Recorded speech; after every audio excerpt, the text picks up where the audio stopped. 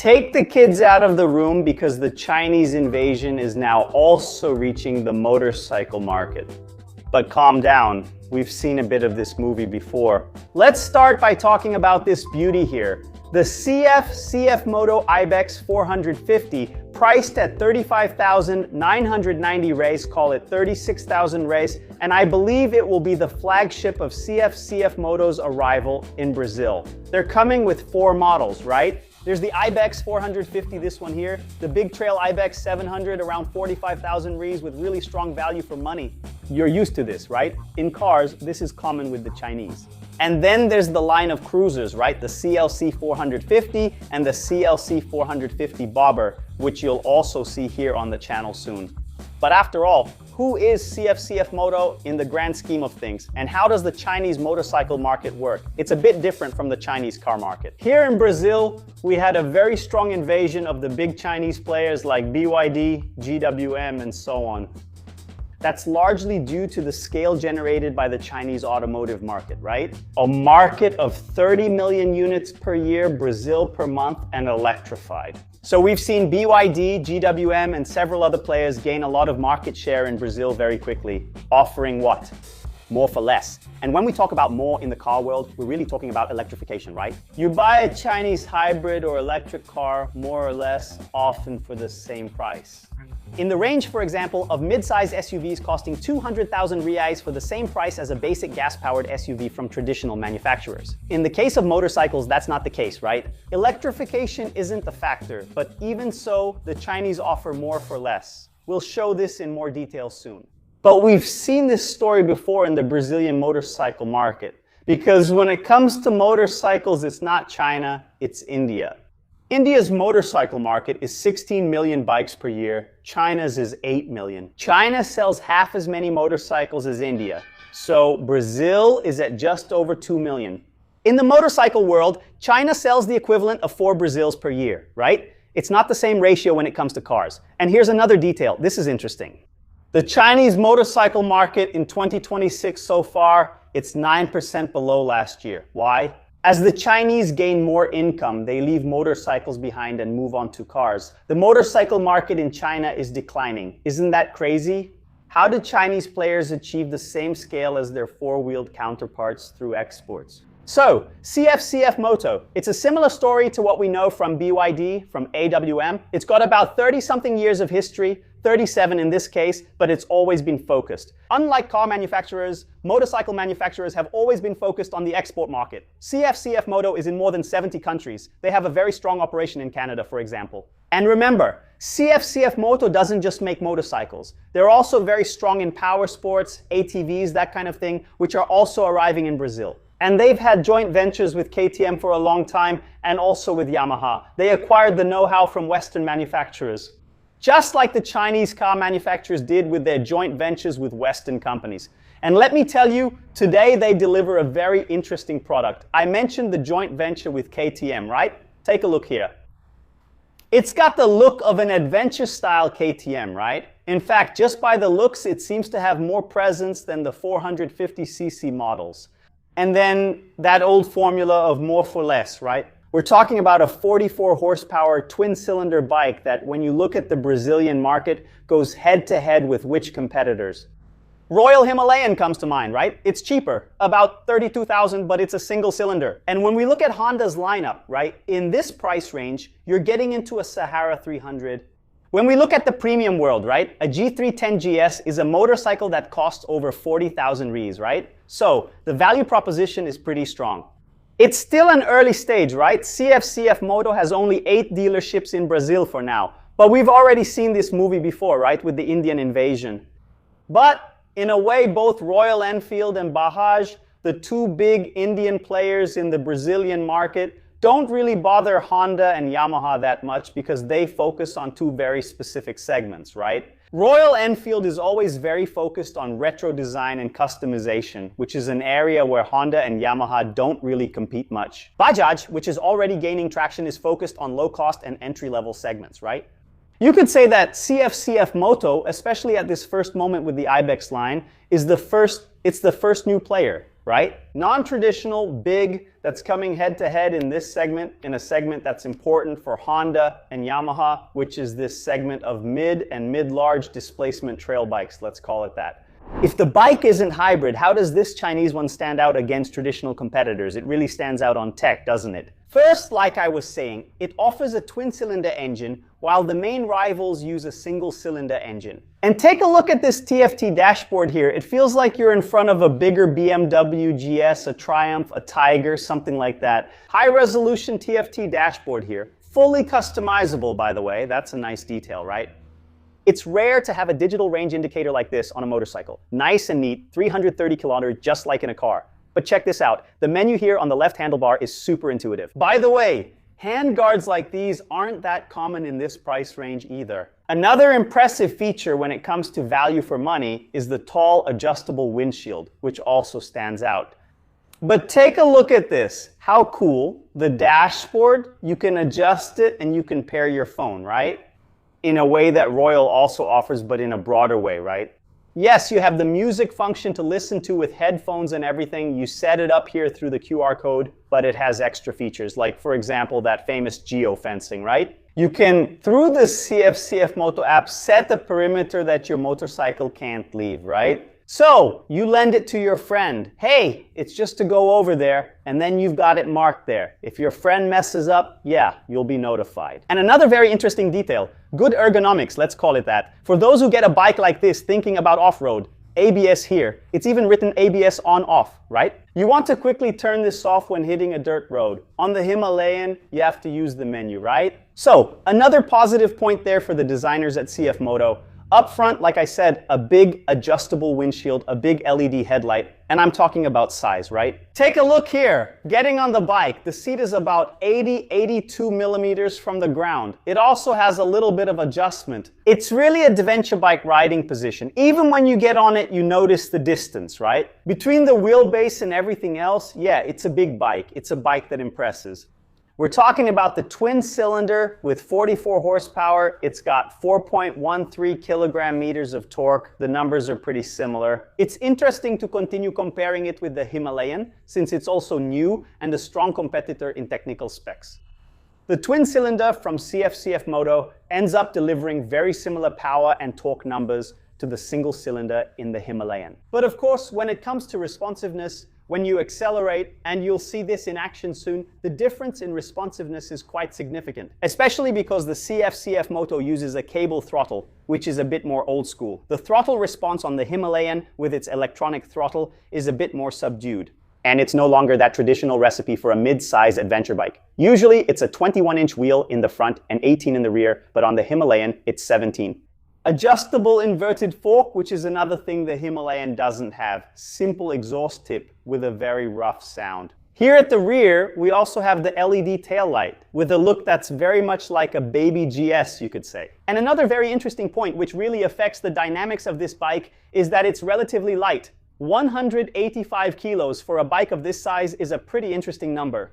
But just like in the automotive world, Chinese vehicle dynamics have some peculiarities. And it's not a matter of quality, it's really a matter of culture. I found the responses of the Ibex a bit too subdued, a bit too smooth, even a bit slow. Giving you a bit of behind the scenes info, we're here in the same week with the R12 GS from BMW, which is an absolute tank, right? A 1,200cc motorcycle. And when you jump from one to the other, you get the feeling of more agility on the GS, precisely because of geometry, caster, tuning, and suspension. But that's the kind of thing we don't show by talking, we show by demonstrating. So switch to the chin cam and let's hit the throttle. But after all, how does it ride, Deputy? Look, you can already see the new layout here on the dashboard. It's more about design, but since we don't have electronic throttle, we don't have riding modes, right? The riding mode is old school. It's just what you see here, even though the suspension is adjustable. It's a bike that immediately makes you think, wow, what an interesting daily companion the Ibex 450 would be in the craziness of São Paulo. With, of course, the same disadvantage it has compared to the Himalayan, or rather, that the Himalayan also has, which is, they are such well-designed bikes that before the thief realizes it, here in São Paulo, right? That's a chronic problem. That you're not on a big trail, but on a 400cc, it's already gone, right? He's already taken it. It's gonna be his problem to solve later. Power. But anyway, you see what I mean, right? I would say that the experience with this cable throttle, the experience of the Ibex 450 is really about the engine, because it's even a bit of a schizophrenic bike when it comes to personality. Hold on, we've got the police here. It created a bottleneck in traffic because you have a very, very, very responsive engine. And as soon as we get past the checkpoint here, I'll show you that. Yeah, because look, it's a twin cylinder, right? Cable throttle. Wow. Look how quickly it revs up. Nice sound too, right? I didn't rev it in the garage, but it has a rough sound like that. I liked its sound. Yeah, and not only that, it revs up quickly, right? Rev-wise. Enough power and torque, especially, right? With 44 horsepower, the bike weighs 185 kilos, right? So, compared to the Himalayan, it has a much more interesting power to weight ratio. It's 4.3 kilos of torque, right? Which are also very responsive with the bike, twin cylinder. But then it gets a little strange, because look, here's another good point about it that I'll try to show. It'll have to be a little later. Yeah, she has the brakes, right? We also haven't talked much about brakes. Yeah, with 4 piston calipers. So, that first one right there, clamped here, look. It's also more responsive than the Royal ones, right? That's generally one of the weak points of the Royal for me. I'm a Royal fan, I already had one in my garage. I didn't buy the Himalayan when it was released because I think it's too beautiful. It really resembles a big trail in São Paulo, which makes owning one complicated. But so here it is. Our glorious CFMoto 450. It filters through traffic well, as you can see. Even with the wider tank, right? We decided to find out. Yeah. Horn too, look. It's well positioned here on the thumb. The bike has great ergonomic design, right? Yeah, but all this engine responsiveness, all this brake responsiveness, they don't really match that well with the geometry and suspension part. And that's something that, like I said, it's not a matter of quality, it's a matter of personality, right? Just like Chinese cars. And now we go back to the analogy of the Chinese automotive invasion versus this new Chinese motorcycle invasion. It's 6 gears, as you can see here, so you can maintain a cruising speed pretty comfortably. Yeah, but its suspension setup is a bit strange. It really prioritizes comfort, you know. It has certain responses, and I'm not sure if it's just the suspension setup. Remember, you can adjust the suspension, but I think it's more a matter of geometry, of caster, of the steering angle here. But its front-end responses are really slow. Really slow for what you expect from a bike with this off-road vibe, right? Of course. Off-road, this slowness becomes more progressive, right? It ends up being more user-friendly. Easier for you to keep control, right? But my suspicion is that the engineers at CFMoto, and now I'm getting into, look, I'm going to lower the windscreen here to improve our audio. I'm getting into an area that I really don't know that much about. Whoa, about the behavior of the average Chinese motorcyclist, right? We've gotten to know and study the Chinese rider quite a bit, right? Regarding the Chinese invasion of cars. As for motorcycles, like I said, this type of product here, even in my video, China as it is. There's a video on the channel from after my first visit to China. Basically, right? I already know 5 major Chinese cities that I've been to quite well. I spent several days there. You pretty much don't see motorcycles like this one there. Motorcycles, in quotes, that are common here for Brazilians, right? Medium displacement combustion motorcycles being used in the hustle and bustle of daily life. What you see in China is mostly small electric or combustion motorcycles. But that's why this market is declining, because the sales of combustion motorcycles are dropping. But these motorcycles for urban use within China are what you see there. The motorcycles in this CFMoto profile here are bikes made for export. And then it seems to me, look, here I won't be able to show much. It's a long radius curve here on the overpass, so it's not that clear. But yeah, the front end responses are pretty slow, you know? It feels like I'm on a Harley Pan America, really. A much bigger bike with a much heavier front end. And I suspect that this has more to do with the geometry of the front fork suspension here than actually with the type of shock absorber and spring used. Now we're going to test its overall responsiveness. The truck didn't make it easy for us. Thanks, truck. And then I dodged it. You're going to get that Italian come on, cooperate gesture of mine, so I did my good deed for the day today. I saved the Corolla Cross's side mirror. I think it's right here. Look, look. The problem is I think our usual little turnaround on the right here is closed. It looks like there's some construction over there. On these 90-degree turns like this, inside the neighborhood, maybe I can illustrate this a little more for you. Now yes, a little more room to breathe. But look, let's see if at this roundabout, since we're at the low speed, I won't be able to show it either. I'll go ahead to the next one. Look, the suspension handles the irregularities of the urban jungle well. But take a look here. Look, I'll carry a little more speed through this roundabout. It feels like the front drops in 2 stages like this. The initial reaction of the suspension is so slow that you end up giving a little more counter steer. You lean your body even more. And then, yes, it tips in a second time. I don't think this behavior is noticeable on camera at these speeds. But in summary, it seems to me like a suspension that's really designed to have very calm reactions. So it doesn't scare the rider, right? Which matches what we know about Chinese culture when it comes to cars, right? Chinese drivers, on average, are much less experienced than those in other major markets around the world, right? So Chinese cars tend to have this not very sporty behavior, let's put it that way. And it seems to me that this also translates to the bikes here with the CFMoto Ibex 450. Yeah, of course, this is just a first impression, right? We really need to ride the bike off-road, right? Oh man, I forgot I'm on a bike. Let's quickly get on the expressway here at Quarry, but then we'll get back to the local road at the first exit. It's the first contact, so we're using it more in the city, right?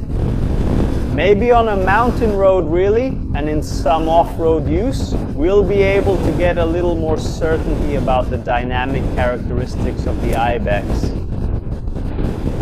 But what caught my attention was this sluggishness of the front end in its initial response, let's put it that way. Now that being said, I'm talking about nitpicking here, right? It's the kind of thing that really only someone who's really focused on this sporty behavior will notice or be bothered by, right?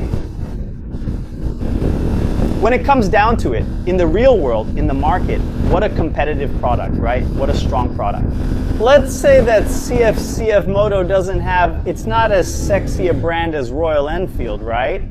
It doesn't have a whole well-told story behind it like Royal Enfield. It doesn't have all that heritage, right? That Royal Enfield, a century-old brand, has.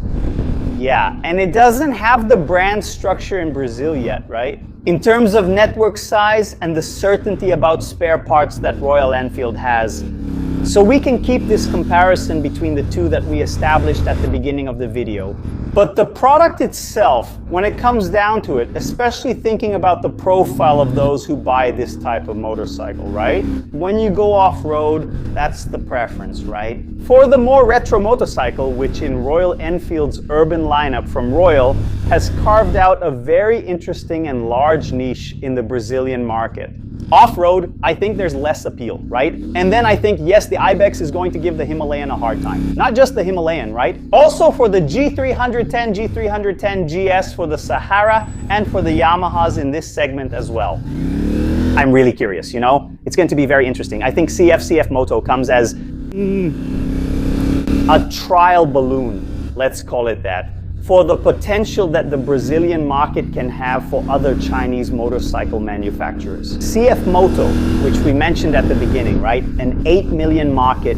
It's a very large market with several players that are not yet in Brazil, and we'll certainly be watching CFMoto's performance to draw up their plans for Brazil for the coming years. But tell me first, leave a like on this video, subscribe to the channel, and let us know in the comments what you thought of the Ibex 450. And stay tuned because it's already here. The video about the CEC CLC 450 is also coming up, right? Its custom sibling uses the same engine. And you, which one would you choose in this battle of mid-sized trail bikes? Sahara, 310 GS, Himalayan, or some other one? Let us know in the comments. Thanks so much for sharing your insight, and take care. And today, life isn't easy for riders in São Paulo. Actually, it's almost never easy, really. Thanks a lot. Power. Answer quickly, little guy. See.